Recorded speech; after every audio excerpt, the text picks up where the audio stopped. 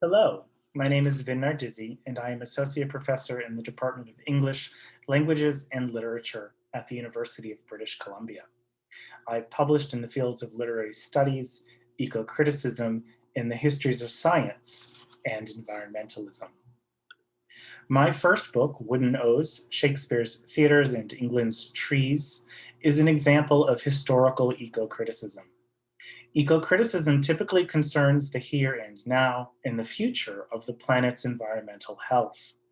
My work in the field participates in an ongoing conversation that aims to document a longer view of such environmental matters, and in so doing, offers narratives about how the planet got to where it currently is environmentally, and about how it might have been and still may be otherwise.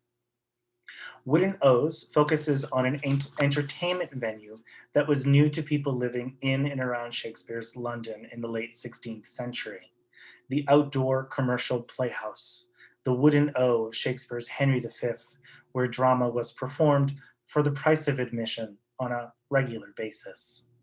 My book analyzes drama in which trees, in the form of stage props, stage posts, and even the actor's body, takes center stage to describe the surprising impact of London's commercial theatre industry on England's woodlands. I attend to woodland settings to demonstrate that the words and gestures of the actor have conscripted the theatre to perform the woodland, the primary resource, which, in its lumbered state, was required to build all such structures.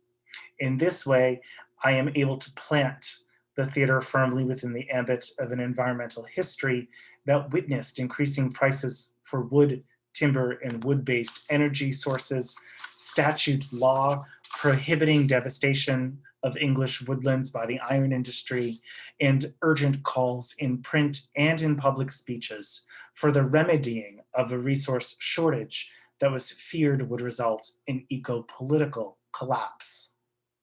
The plays that I study, all examples of which feature the felling of a tree in a woodland setting, suggest in different keys a range of dramatic responses to this environmental history.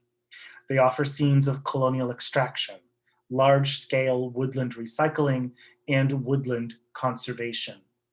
In short, they offer theatergoers an array of environmental fantasies, and I claim that we continue to invest in such fantasies. In making this point, I conclude the book with a discussion of the replica of Shakespeare's Globe in London, which literally stands for our cultural investment in wood and timber. I didn't have much to say in my book about Shakespeare's Macbeth. I'm inspired by the short opera called The Porter, which is included in Green Opera's series Isolated Incidents, to think about the Scottish play through the lens of historical eco-criticism. One approach would be to take the porter at his words. He welcomes through the gates of hell a farmer that hanged himself on the expectation of plenty. The implication is that there must have been so bad a harvest that the farmer lost his livelihood in an expectation of plenty that never arrived. As a result, he has also lost his hope in life, which is why he's imagined as a new resident of hell.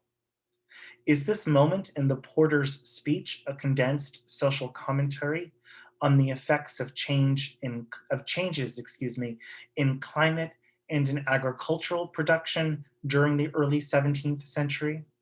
We have records of wetter summers and failed crops in the 1590s and early 1600s, and there was social unrest in the wake of land enclosures, high unemployment, and what felt on the ground like skyrocketing prices for grain, which was, of course, a dietary staple. Might the porter's line open a door onto this environmental history? Who else and what else might beckon us on the other side of the porter's, quote, hellgate? I like to imagine that the porter's scene, which is often played for comic effect, and which seems to feature figments of the porter's drunken imagination, like the farmer in the English Tailor, are as a prelude to what is perhaps the play's most horrifying sight. A messenger tells Macbeth about this sight, quote, "As I did stand my watch upon the hill, I looked toward Burnham, and anon methought the wood began to move." The messenger delivers this unwelcome news somewhere inside Dunsinane, which is Macbeth's castle. To prove his point, the messenger urges Macbeth to go look for himself, perhaps from the vantage of the battlements. Quote, "Within this 3 mile you may see it coming, I say, a moving grove." Macbeth thinks that, quote, "the equivocation of the fiend that lies like truth has come true."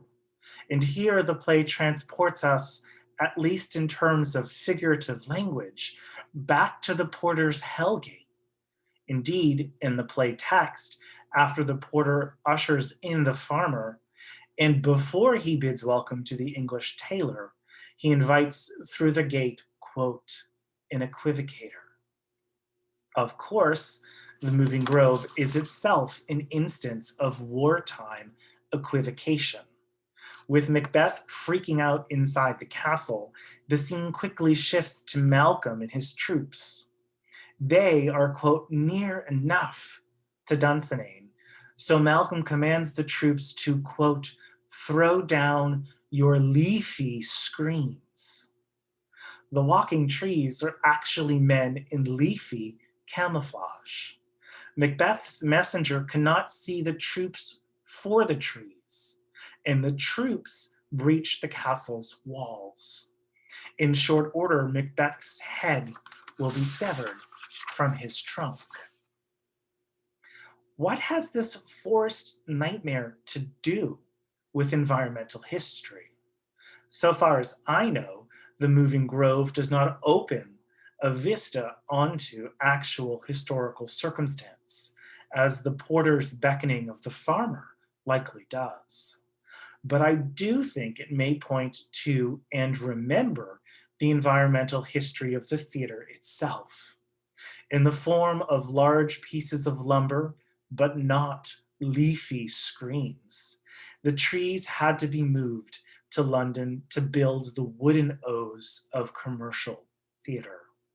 Indeed, around 1598, Shakespeare's company, the records tell us, undertook a monumental act of theatrical recycling under the screen of night. They deconstructed the timbers of the venue called the theater, with a capital T, transported them across the Thames, and re-erected them at the site of the Globe. It must have taken an army, or the strength of an army, to move all that wood. Thank you.